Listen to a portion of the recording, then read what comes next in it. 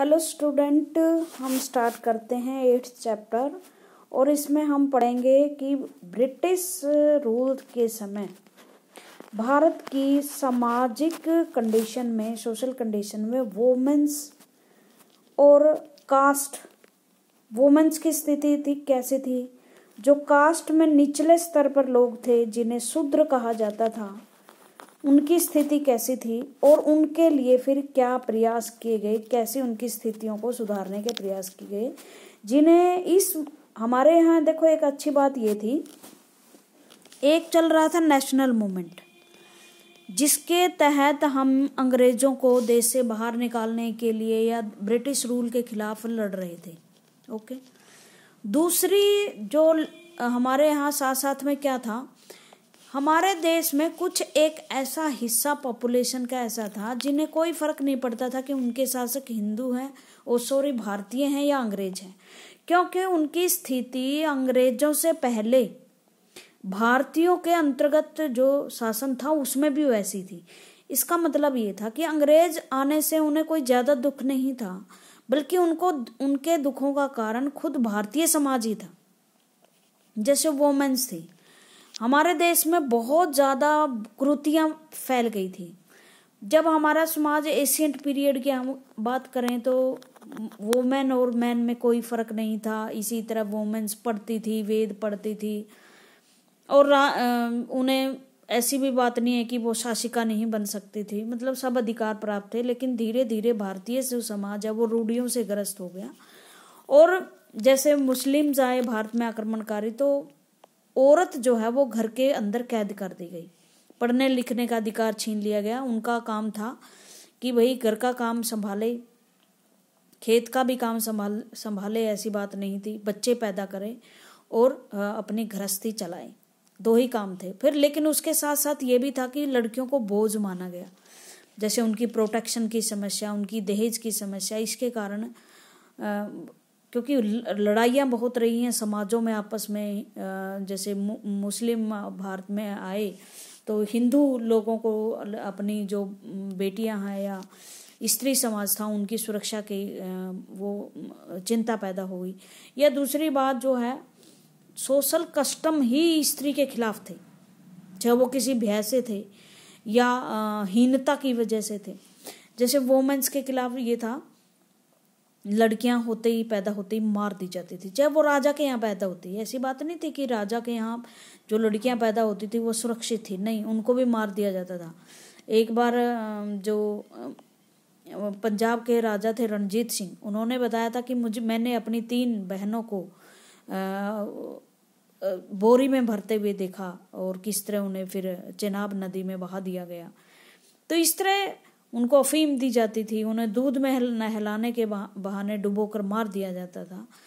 तो जो पैदा होते ही मतलब उनके साथ ऐसा व्यवहार किया जाता था, उनको धरती पर एक बोझ माना जाता था। उन्हें ये नहीं था कि ये क्रिएटर की रचना है और इस सृष्टि के आगे बढ़ने के लिए ये उनकी भी जन्म बहुत ज़रूरी है, ठीक है, ऐसा नहीं माना जाता था। मेल डोमिनेटेड हमारा समाज था, पुरुष प्रधान देश था, और जिसके कारण पुरुष को ही महत्वपूर्ण, बेटे को महत्वपूर्ण स्थान दिया जाता था कि वो हल जोतेगा, बड़े हो गए, ये युद्ध में शामिल होगा, इस तरह से कमाई करेगा, खानदान का पेट भरेगा, और लड़की क्या है, वो तो बोझ होगी। तो इस तरह से एक समस्या थी कि पैदा होते ही उन्हें मार दिया जाता था। फिर एक व्यक्ति कई शादियां करता था, बहुविवाह की प्रथा थी भारत में। राजा तो पता नहीं कितने 10-12 विवाह कर लेते थे, ज़्यादा से ज़्यादा लड़के पैदा करने के लिए कि युद्ध में वो लड़के काम आएंगे। पत्नी विधवा विवाह बैन था, मतलब चाइल्ड मैरिज तो थी, एक छोटी छोटी बच्चियों की शादी कर दी जाती थी, 2-3 साल की लड़कियों की भी शादी कर दी जाती थी, जिसे हम चाइल्ड मैरिज कहते हैं। आज तो आपको पता ही 18 साल से पहले हम शादियां नहीं कर सकते। चाइल्ड मैरिज की एक समस्या थी, और अगर वो चाइल्ड लड़की विडो हो जाती, उसके पति मर जाते, उसको जो है बैन था, विधवा की तरह जीवन जीता था। उसके बाल जो है काट दिए जाते थे, उसको रूखा सूखा खाना दिया जाता था, घर के एक कोने में वो जमीन पर सोते थे। तो इस तरह के सारे ऐशो आराम उससे छीन लिए जाते थे। या उसको अगर वो रिच पति के पत्नी होती तो उसे जिंदा जला दिया जाता। सती प्रथा कहते हैं इसको, कि साथ में सती हो जाती।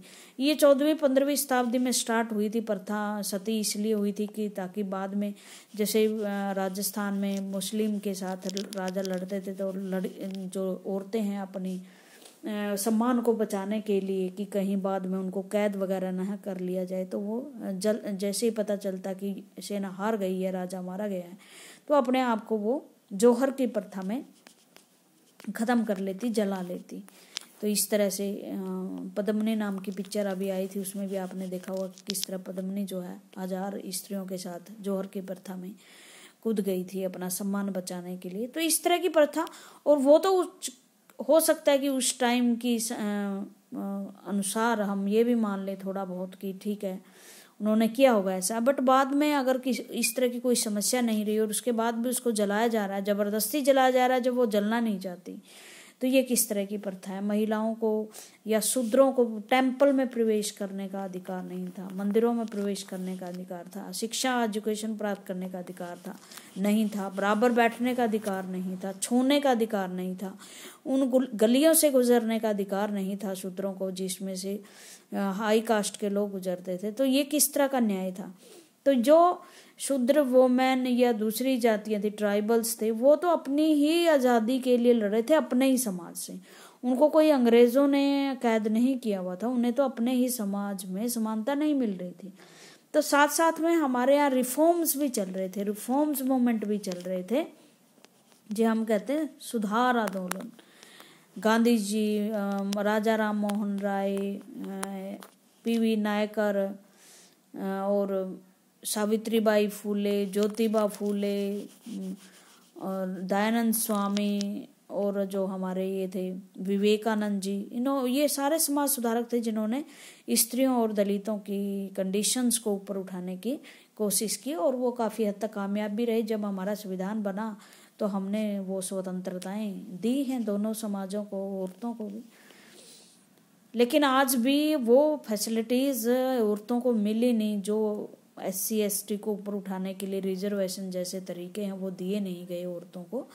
और इसलिए जो है बहुत अच्छी बात है कि औरतें अपने दम पर सामने आई हैं, ऊपर उठी हैं और आज बड़ी अच्छी स्थिति में हैं, और एजुकेशन उनकी बढ़ती जा रही है।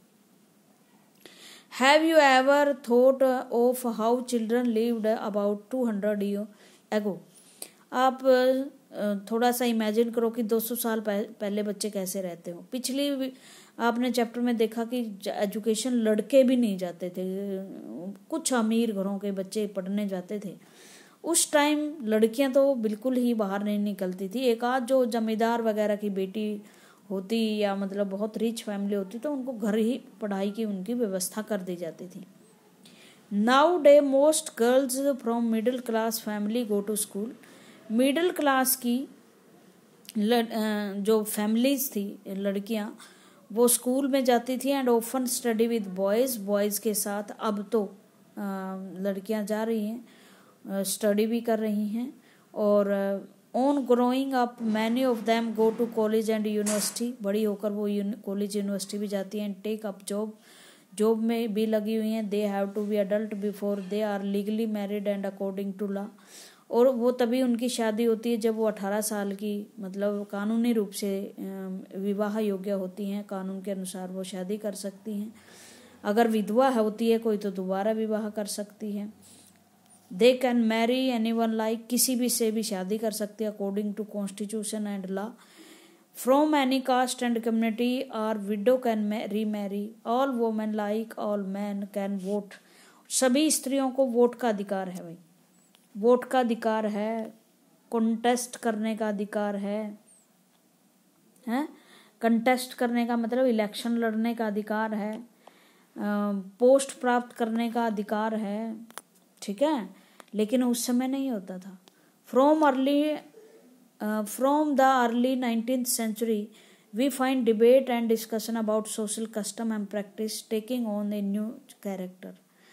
One important reason for this was the development of new form of communications. इसमें दिया गया है कि all women like all man can vote and stand for the election, election लड़ सकती हैं, इवन पोस्ट प्राप्त कर सकती हैं, प्रधानमंत्री तक हमारे देश में वुमेन्स रही है, राष्ट्रपति रही हैं. Of course these right are not actually enjoyed by all, लेकिन ये सारे अधिकार सभी के द्वारा सभी से को प्राप्त नहीं है, बट मोस्टली सभी को, हाँ अगर वो यूज करती है तो ठीक है ना. वोट का अधिकार सभी स्त्रियों को अगर वो डालती है तो उसकी मर्जी है. Poor people have little or no access to education and in many families women can not choose their husband. But ये जो फैसिलिटीज हैं जो कानून में लिखी, क्या एक्चुअल में आप देखते हो कि ये सभी लेडीज के पास हैं? अभी बहुत सारी लड़कियां आज भी स्कूल नहीं जा पा रही हैं, मैरिज अपनी मर्जी से नहीं कर सकती हैं, ठीक है. तो आज भी बहुत सारे जो मामले आते हैं चाइल्ड मैरिज के, दहेज के, वो आ रहे हैं आज भी. लेकिन चीज़ें काफ़ी बदली हैं. 200 साल पहले जो खराब स्थिति थी आज नहीं है. 200 years ago things were different. Most children were married off at the early age.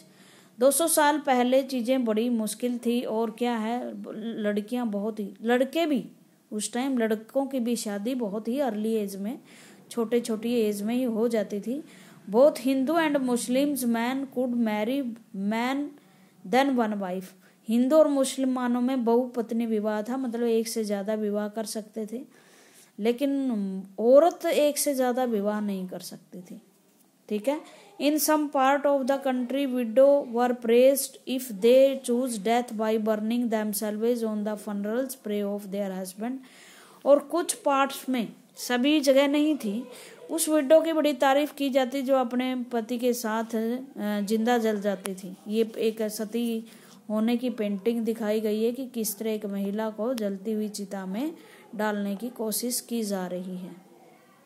बहुत सारे अंग्रेज आए उस टाइम भारत में, और अंग्रेजों ने ये पेंटिंग बनानी शुरू करी, और उन्होंने देखा कि ये तो बहुत ही बार्बरिक किस्म की, बार्बर मैंने होता बहुत ही निर्दयी किस्म की कस्टम्स हैं, रीति रिवाज हैं, जो एक व्यक्ति को जिंदा जलाने पर मजबूर कर देती है.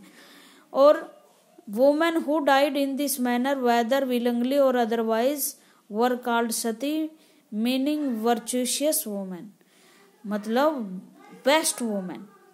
ऐसी सतियों की पूजा होती थी, मंदिर होते थे भारत में जो इस तरह पतियों के साथ जल जाती थी. Women's right to property were also restricted. यही सबसे बुरी बीमारी थी. धनवान व्यक्ति की वाइफ अगर जिंदा रह जाती तो प्रॉपर्टी जो रिश्तेदारों में बंटती वो तो ना बंट पाती ना. वुमेन्स के पास प्रॉपर्टी का राइट ही नहीं था. Beside most women have virtually no access to education. बहुत सारी महिलाओं के पास, क्या बहुतों, मोस्टली वुमेन के पास एक्सेस नहीं थी एजुकेशन के, एजुकेशन प्राप्त नहीं कर सकती थी. In many parts of the country people believe that if a women are educated she should become a widow. और कई ये भ्रम फैलाया हुआ था कि अगर कोई लड़की पढ़ लिख गई तो वो विधवा हो जाएगी. पता नहीं ये कौन सा तुक था. आज भी कहते हैं ना कि ज़्यादा पढ़ी लिखेगी, कॉलेज में जाएगी तो बिगड़ जाएगी लड़की. तो ये तरीका पता नहीं ये किस तरह से इन्होंने मैच किया है बिगड़ने का. और एजुकेशन तो सुधारती है व्यक्ति का जीवन, है बिगाड़ तो सकती ही नहीं वो. Difference between man and women were not only one in society. आदमी और औरत के बीच में सिर्फ एक ही किसी सोसाइटी का अंतर नहीं था, ये हर जगह थी. और मैं तो ये कहती हूँ कि जो वुमेन्स के खिलाफ डिस्क्रिमिनेशन होता है वो यूनिवर्सल है, सार्वभौमिक है, सारे जगत में है. धर्म जाति का डिस्क्रिमिनेशन कुछ देशों में हो सकता है, काले गोरे का भेद कुछ देशों में है, बट वुमेन्स के प्रति जो हीनता की भावना से वुमेन्स को देखा जाता है, जो क्रिएटर है इस सृष्टि की रचना करता है उसको ही नीची दृष्टि से देखा जाता है, वो हर जगह है. इन मोस्ट रीजन, बहुत सारे क्षेत्रों में people were divided along lines of caste. बहुत सारे क्षेत्रों में हमारे यहाँ क्या था, कास्टों में लोग बटे हुए थे. कास्ट बनाई गई थी, पहले 4 बनी, ब्राह्मण, क्षत्रिय, वैश्य, शूद्र. जो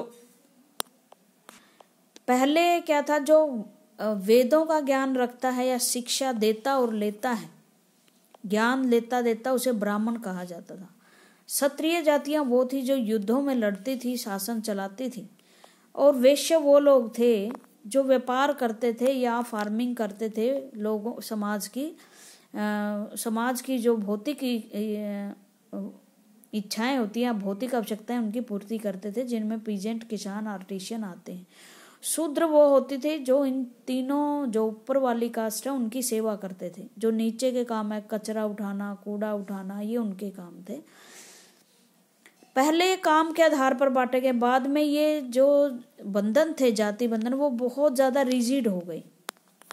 अब क्या हो गया रिजिड कैसे, कि ब्राह्मण अगर वेद का ज्ञाता नहीं है, नॉलेज नहीं, अनपढ़ है, वो भी ब्राह्मण है।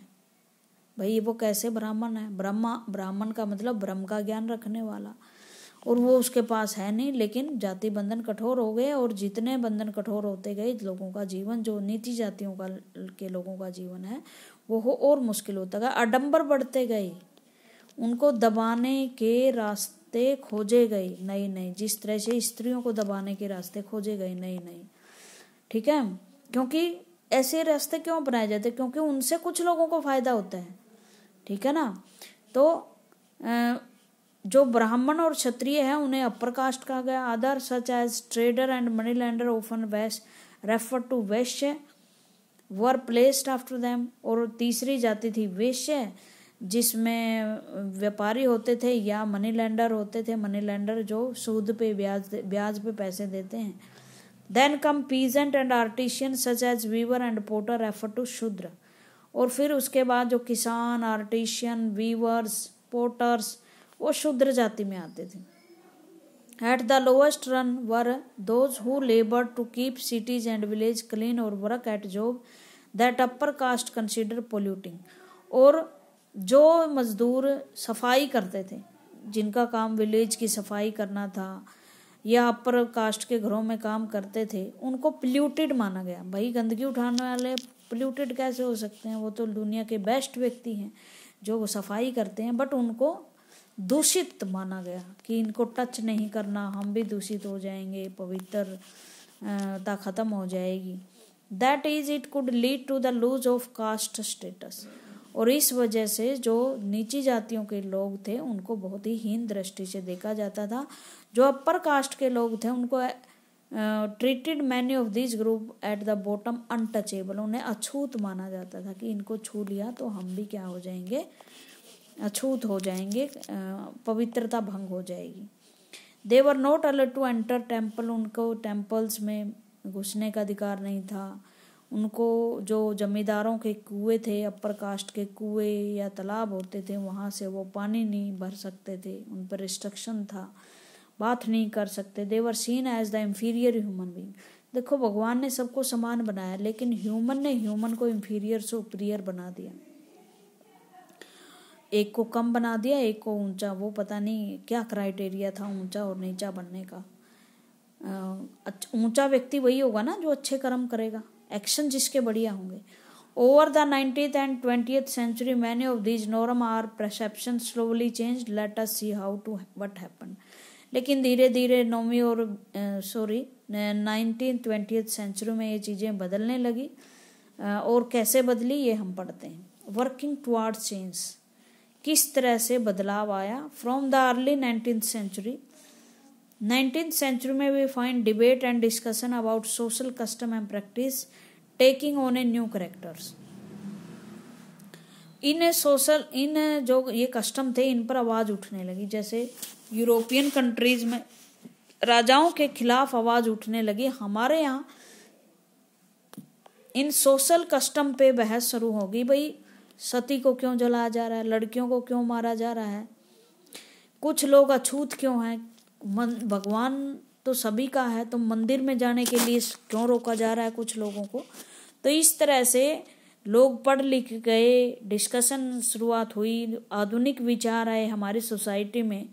ब्रिटिश एजुकेशन का प्रभाव पड़ा, जिसमें सभी को इक्वालिटी दी गई थी, इक्वालिटी आ गई थी यूरोप में। उस इक्वालिटी के प्रभाव में इक्वल समाज की डिमांड हमारे देश में भी शुरू हो गई।